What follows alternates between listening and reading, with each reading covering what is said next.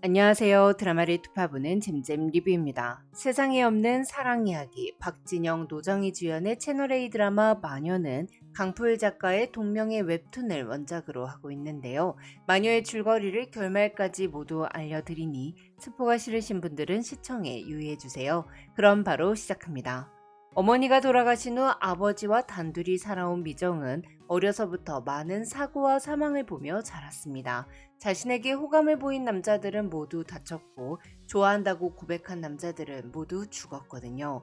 4살 무렵 옆집 남자애가 박고랑의 발을 헛디뎌 다리가 부러진 이후 학년이 올라가면서 미정을 좋아하던 남자들은 맨홀에 빠지거나 오토바이랑 부딪히거나 말벌에 쏘였습니다. 그리고 고2 여름에는 미정에게 고백을 했던 남자아이가 결국 낙뢰에 맞아 사망하는 사건이 발생합니다. 이후 미정은 죄책감에 시달려 점점 말수가 적어졌고 누군가를 만나는 것조차 두려워져 항상 혼자 있었습니다. 그러다 고3 겨울에 또 다른 남자아이가 자신에게 고백한 직후 얼어있는 얕은 냇물에 빠져 사망해버리자 미정은 결국 학교를 떠나버리죠. 아니 사람들 사이를 떠났어요. 이후 학교에는 박미정이 마녀라는 소문이 돌았는데요. 한편 미정과 같은 고등학교를 다닌 동지는 언제부턴가 혼자 있는 미정이 자꾸 눈에 밟혔습니다. 낙뢰를 맞고 죽은 남자아이의 장례차가 운동장을 빠져나간 후 텅 빈 운동장을 우두커니 바라보며 울고 있던 미정의 모습도, 창고 앞 벤치에서 홀로 점심을 먹는 모습도 자꾸 신경이 쓰였어요. 하지만 동지는 미정에게 끝내 말 한마디 걸어보지 못한 채 자퇴서를 낸 미정이 눈이 하얗게 쌓인 넓은 운동장을 가로질러 걸어가는 모습을 보며 언제나 구석 외진 곳에 있던 미정도 저렇게 운동장을 걸어보고 싶었던 건 아니었을까 생각합니다. 한편 미정은 학교를 그만둔 후 한 번도 집 밖으로 나가지 않았습니다. 사람들이 자신에 대해서 잊어주기를 바라며 숨어 살았어요. 하지만 시간이 지나 잊혀지기는커녕 소문은 마을 구석구석으로 곰팡이처럼 번져나갔고 마을에선 안 좋은 일이 있을 때마다 모든 게 미정 탓이 됐죠. 미정의 아버지는 그럴 때마다 소문을 낸 사람을 끝까지 찾아내 난장판을 만들어 놓았는데요. 이후 밭과 집을 팔고 서울로 떠날 결심을 한 미정의 아버지는 뱀에 물린 딸의 손에서 독을 빨아내다가 밭에서 사망하게 됩니다. 아버지의 마지막 말은 넌 여기 있으면 안 돼. 나를 두고 가라. 누가 보기 전에 얼른 집으로 가라. 였습니다. 아버지의 하나밖에 없는 딸이 아니라 아버지의 모든 것이었던 미정은 생명의 불씨가 꺼져가는 아버지를 안고 마지막을 지켰고 이후 미정은 사람들에게 아버지마저 죽인 마녀로 불리다 결국 마을에서 쫓겨나게 됩니다. 한편 동지는 남들은 다 미정을 마녀라고 하지만 미정이 마녀일 리가 없다고 생각했습니다. 사망과 사고는 원래 있는 것이므로 미정의 주변에서 사고가 난 건 모두 우연의 일치라고 생각했어요. 그래서 통계학과에 들어가 미정이 마녀가 아닌 것을 증명하기 위한 레포트를 쓰는데요. 미정에게 너는 마녀가 아니야 그 한마디 말을 해주고 싶었거든요. 하지만 동지는 미정이 마을을 떠났다는 것을 뒤늦게 알게 됐고 그렇게 10년간 미정을 다시 만날 날을 기다리며 살게 됩니다. 한편 미정은 공부도 다시 하고 제대로 잘 살라는 아버지의 유언을 따라 서울에 올라와 고등학교 검정고시를 보고 영문학과에 입학했습니다. 미정은 튀지 않기 위해 우중충한 헤어스타일과 시커먼 옷차림을 하고 다녔으며 수업 시간에는 맨 뒤에만 앉아 있다가 수업이 끝나면 바람같이 사라지는 생활을 했어요. 하지만 미정을 좋아하던 교수가 미정에게 고백한 직후 추락사로 사망합니다. 이에 미정은 완전히 무너져 버리는데요. 자신의 삶이 저주받은 것 같았기 때문에 이대로 그냥 사라져버리고 싶고 죽어버리고 싶었지만 잘 살아달라고 부탁한 아버지 때문에 죽을 수도 없었어요. 이에 미정은 학교를 그만두고 아무도 만나지 않도록 옥탑방으로 이사를 간 후 유일하게 모든 것을 털어놓고 마음을 나눈 학교 선배의 허은실만 만나며 번역 작업을 하면서 완전히 고립된 삶을 살기 시작합니다. 모든 물품은 배달을 시켰고 산책은 옥탑방 테라스에서 하는 게 전부였죠. 한편 대학을 졸업하고 회사원이 된 동지는 만나야 할 인연이라면 다시 만나게 된다라는 말을 믿고 살다가 그 말을 믿지 않게 됐을 무렵 10년 만에 미정과 재회하게 됩니다. 퇴근길 지하철 안에서 술에 취한 남자가 박미정 씨 좋아해요 라고 고백하는 장면을 보게 된 거였는데요. 남자가 고백을 하자 미정은 도망치듯 지하철에서 내렸고 동진은 자신도 모르게 미정을 따라갑니다. 골목길에서 길고양이들에게 밥을 챙겨주던 미정은 난 오늘 또 누구를 다치게 했는지도 모른다며 차라리 조용히 아무도 모르게 옅어지다가 사라졌으면 좋겠는데 살아갈 방법도 사라질 방법도 모르겠다며 눈물을 흘렸습니다. 미정의 독백을 들은 동진은 긴 세월을 돌고 돌아 다시 만난 것은 이유가 있을 거라고 여겨 미정을 돕기 위한 방법을 어떻게든 찾아내리라 결심합니다. 동진은 박미정은 마녀가 아니다라는 사실을 증명하는 데 실패한 후 박미정을 따라다니는 죽음의 법칙을 알아내기로 결심하는데요. 죽음의 법칙을 알게 된다면 법칙을 깨는 방법도 알 수 있을 거라고 판단했거든요. 동진은 친구 김중혁 형사의 경찰 신분증을 슬쩍한 후 경찰로 위장해 미정의 주변에서 사고가 났던 남자들을 찾아가 당시 상황을 조사했습니다. 또한 미정과 유일하게 친한 허은 씨를 찾아가는데요. 허은 씨는 김동진이 형사가 아니라는 것을 바로 알아챘고 경찰을 사칭하면서 몰래 사람의 주변을 캐고 다니는 건 옳지 않다고 여겼지만 동진이 어쩌면 미정이를 이 외롭고 괴로운 삶 속에서 구원해 줄 수 있다고 여겨 지난 10년 동안 미정이에게 있었던 모든 일을 동진에게 말해주죠. 그렇게 동진은 미정이 주변에서 다치거나 사망한 사람 50여 명에 대해 어떤 일정한 패턴이 있다는 것을 알아내는데요.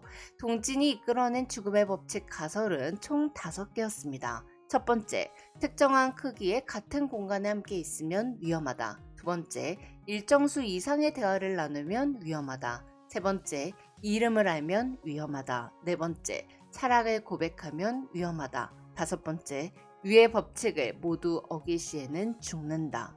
동진은 이 죽음의 법칙이 가설일 뿐이기에 분명히 오류가 있을 거라고 여겨 오류를 줄이기 위해 직접 이 법칙을 시험해 보기 시작하는데요. 가장 먼저 동진은 회사를 그만두고 미정의 옥탑방 맞은편에 있는 원룸 고시텔로 이사를 했습니다. 동진의 방과 미정의 옥탑방은 10m 바깥에 있었는데요. 하지만 미정이 옥탑 테라스로 나오는 순간 10m 안으로 들어가게 되고 방 안에서 창을 통해 미정을 쳐다보던 동진은 다치게 됩니다. 그렇게 동진은 미정과 10m 안에 함께 있으면 위험하다는 첫 번째 가설을 확립하죠. 이후 동진은 마트 배달원으로 위장해 헬멧을 쓰고 미정의 집에 일주일에 한두 번 배달을 나갔고 미정과 10분 이상 함께 있었던 날에 계단에서 미끄러지는 사고를 당하며 미정과 10분 이상 함께 있으면 위험하다는 두 번째 가설을 확립해요. 그런데 10분을 넘기지 않았던 날 빙판길에서 넘어진 동진은 겨우내 건물벽에 얼어붙었던 대형 고드름이 몸 위로 떨어지는 큰 사고를 당하는데요. 공간과 시간을 넘기지 않았는데도 사고가 난 이유가 대화를 많이 했기 때문이라고 생각한 동진은 바이크 타는 사람들이 입는 프로텍트를 옷 안에 착용하고 직접 몸으로 부딪혀 미정과 10마디 이상의 대화를 하면 위험하다는 세 번째 가설을 확립합니다.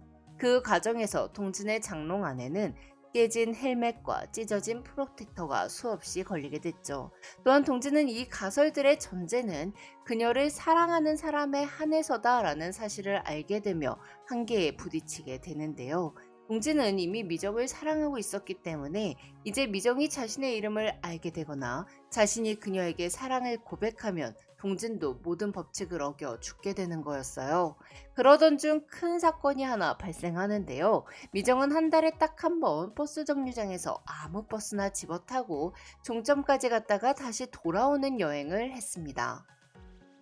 이에 동진은 미정을 따라가는데요. 버스 맨 앞자리에 미정이 탔고 동진은 버스 맨 뒷자리 반대편에 앉았기에 두 사람의 간격은 11m로 안전거리였어요. 하지만 미정이 어르신에게 자리를 양보하는 바람에 두 사람의 거리는 5m로 좁혀졌고 하필 한강다리에 멈춰선 버스는 천둥 번개를 동반한 소나기 때문에 교통체증으로 오도 가도 못하게 됩니다. 다음 정거장에서 내리려고 했던 동진은 10분의 시간이 다가오자 결국 버스에서 창문으로 탈출해 버리는데요. 고 이때 미정에게 고백했던 남자를 죽였던 그 낙뢰는 이번에 한강다리 위에 서 있는 동진을 향해 쫓아왔습니다. 근데 그때 창문으로 마주친 미정이 이동진이라며 그의 이름을 불러버리죠. 미정이 자신의 이름을 알고 있다는 사실에 놀란 동진은 낙뢰가 칠 때 물가는 위험하지만 정작 한강물에 낙뢰가 떨어졌다는 통계는 한 번도 없었다는 것을 기억해내고는 낙뢰를 피해 한강물에 풍덩해버립니다. 119 신고가 조금만 늦었어도 정말 위험할 뻔한 사고가 났던 건데요. 미정은 학창시절 말 한마디 나눠보지 못한 이동진의 이름을 알고 있었습니다. 고등학교 3년 내내 미정은 누군가와 눈이 마주치는 듯한 느낌을 계속 받아왔어요. 거기다가 자퇴 후 짐을 가지러 간 학교에서 동진이 벽에 쓰여진 박미정 마녀 낙서를 지우는 것을 봤죠. 이후 미정은 동진의 졸업 앨범에서 찾아 이름을 확인했습니다. 얼굴을 제대로 본 건 처음이었지만 지난 오랜 시간 눈을 마주쳤던 것 같은 순간순간의 느낌들이 조각처럼 그 얼굴에 맞춰져 있었거든요. 동진이 한강에서 구조된 이후 허은실은 입원한 동진을 찾아와 이제 목숨을 건 이 위험한 행동을 멈추라고 부탁합니다. 이에 동진은 나도 내가 이렇게까지 하게 될 줄은 몰랐다면서 내가 이렇게 된 걸 보면 그녀는 정말 마녀일지도 모른다고 말합니다. 하지만 만약 그녀가 마녀라면 사랑하면 안 되는 거냐며 난 이미 그녀를 사랑하게 되어버렸기에 죽음의 법칙에 집착하는 이유는 내가 죽지 않기 위해서라고 말하죠. 이게 바로 동진이 마녀로 불리는 여자를 사랑하는 방법이었습니다. 이후 동진은 친구 김중혁에게 나 죽을지도 몰라. 그런데 그녀가 너무 좋다. 나 그녀에게 간다. 라는 문자를 보내고 사라집니다. 김중혁은 동진에게 무슨 일이 있는 것 같아 약간 걱정은 됐지만 평소에 워낙 밝은 녀석이라 장난이려니 생각했어요. 그리고 한 달 후 허은실은 김중혁을 찾아와 동진이 실종됐는데 사망했을지도 모른다고 말하며 그동안 있었던 일을 모두 털어놓는데요. 동진의 집을 찾아간 중혁은 그의 컴퓨터 비밀번호가 자신과 연관된 숫자인 것을 알아내고는 그동안 동진이 기록해둔 죽음의 법칙에 대해서 읽습니다. 동진은 항상 문제 속에 답이 있다고 생각했어요. 그래서 이 문제를 풀 답은 미정에게 있다고 여기며 그녀를 조금이라도 사랑했던 사람들은 다 죽거나 다쳤는데 그렇다면 반대로 그녀가 사랑했던 사람은 어떻게 됐는지 알아보기로 했죠. 미정은 벌에 쏘였던 교회 오빠 익종과 서로 좋아하는 사이였는데요. 그런데 익종은 사실 말벌에 쏘인 게 아니라 간질 발작을 한 거였어요. 이 사실을 알아낸 동진은 그녀가 사랑하는 사람만이 법칙을 깰 수 있기에 그녀가 날 사랑해줘야 한다는 것을 깨닫습니다. 이후 동진은 중혁에게 나 그녀에게 간다라는 문자를 보낸 날 얼굴을 가리지 않고 미정의 옥탑방으로 올라갑니다. 그동안 미정에게 하고 싶은 말이 참 많았던 동진은 미정에게 고백을 하는 대신 말하지 않는 것을 선택해요. 고백을 해서 또 다치는 사람이 생기면 미정이 또다시 깊은 슬픔 속으로 빠져들 거라고 생각했거든요. 동진은 미정씨 하고 싶은 걸 하세요 라고 말한 후 다음날 오스트리아 빈으로 출국합니다. 이후 미정은 중혁을 통해 동진의 방과 그가 조사했던 자료들을 보게 되는데요. 미정의 옥탑방 테라스가 보이는 동진의 방 창문에는 너에게 빛을 이라는 문장이 적혀 있었습니다. 두 달 후 미정은 평생 꿈꿔왔던 대로 여행을 떠나는데요. 석 달간 여기저기 여행하던 미정은 마지막 목적지로 평소에 제일 가보고 싶었던 섬으로 가 햇빛을 쬐면서 커피를 마시죠. 그 순간 동진이 미정의 앞에 앉는데요. 동진이 멀리 떠났던 건 사랑이 동시에 시작되기는 어렵다고 판단했기 때문이었습니다.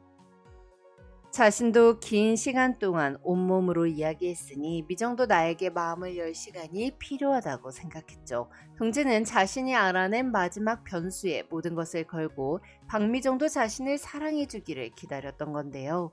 카페에 마주 앉아 미정과 커피를 마시던 동진은 10분이 지난 후 박미정 씨 당신을 사랑한다고 고백합니다. 이에 미정은 고마워요 라고 말하며 눈물을 흘리고 자신의 마음을 고백하기 시작하는데요. 그동안 미정은 마음이 생각을 따라갈 수 있는지 궁금했습니다. 그래서 여행 내내 계속 이동진에 대한 생각을 하려고 했죠. 그런데 생각을 한 게 아니라 그냥 생각이 나버렸어요. 생각의 대부분은 이동진에 대한 걱정이었고요. 미정은 이동진이 더 이상 다치지 않길 바라며 여행 내내 죽음의 법칙을 깰 수 있는 또 다른 방법을 찾아내려 했고 나를 좋아했던 사람들은 나와 같이 있을 땐 아무 일도 없었지만 나와 멀어지면 사고가 났었다는 것을 깨닫습니다. 이에 미정은 동진에게 그러니 내 곁에서 멀어지지 말아요 라고 말하며 동진과 미정의 이야기는 끝이 납니다. 마지막으로 동진의 친구 중혁에 대한 이야기를 좀 덧붙일게요. 사실 중혁도 미정과 마찬가지로 죽음의 법칙을 안고 살아가는 사람이었어요. 그래서 동진과 중혁이 다니는 대학 통계학과에는 유독 여학생들의 사건 사고가 끊이질 않았죠. 이에 중혁은 주변에 사람이 가까이 오는 것을 막기 위해 되도록 그 누구와도 대화를 나누지 않았습니다. 하지만 동진은 언제나 혼자 밥을 먹는 중혁을 보며 미정을 떠올렸고 중혁에게 먼저 다가갑니다. 사람들은 차갑게 구는 중혁을 꺼렸지만 동진만은 끊임없이 중혁에게 말을 걸었고 혼자 밥 먹는 모습을 보면 항상 옆에 가서 밥을 먹었습니다. 그리고는 2년의 시간 동안 동진이는 박미정 주변을 조사하면서 종혁의 주변에서 사고를 당했던 사람들도 모두 조사했죠. 동진이는 미정뿐만 아니라 중혁도 함께 구원하려고 했던 거였는데요. 동진이 중혁에게 남긴 기록의 마지막 글에는 중혁아 너가 사랑해야 돼 라고 적혀 있었습니다. 이후 중혁은 허은 씨를 사랑하게 되며 그녀에게 가기로 결심합니다. 지금까지 잼잼 리뷰였습니다. 감사합니다.